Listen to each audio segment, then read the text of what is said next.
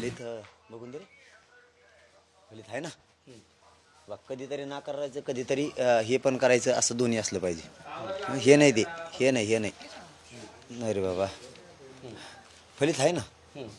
काय काय पदरात पडलं? 54 लाख नोंदीच्या बाबतचं त्यांनी 39 लाख नोंदी दिल्यात आत्तापर्यंत. हे त्यांनी तिथंच सांगायला पाहिजे होतं, ते सांगितलं नाही.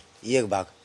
दुसरा, परिवाराला द्यायचं तर परिवारानं अर्ज फटाफट करा, लगेच देतो म्हणून सांगितलं. अर्ज करणं आवश्यक आहे, मात्र हे आम्हाला मराठा समाजाला पडलंय.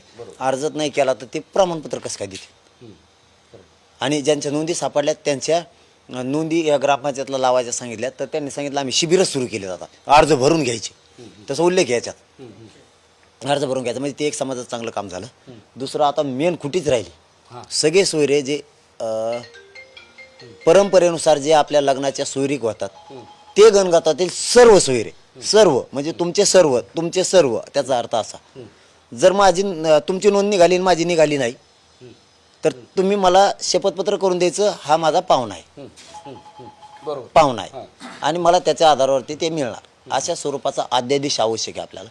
तर ते अध्यादेश काढाच त्याने नव्हता, म्हणून त्यांनी मुख्यमंत्री साहेबाचे याचे दिले, ते प्रिंटा काढून आणा. मुख्यमंत्री साहेब आणि सगळे सुमन भांगे साहेबांनी यांनी ते केलं. आम्ही इथं आल्यावर बघितलं, अरे म्हणलं हे कसं काय मिळे हो, हे असा अध्यादेश तर नाही, ही मसूद आहे, म्हणजे आपण चर्चेदरम्यान दुरुस्तीसाठी आणतो तो.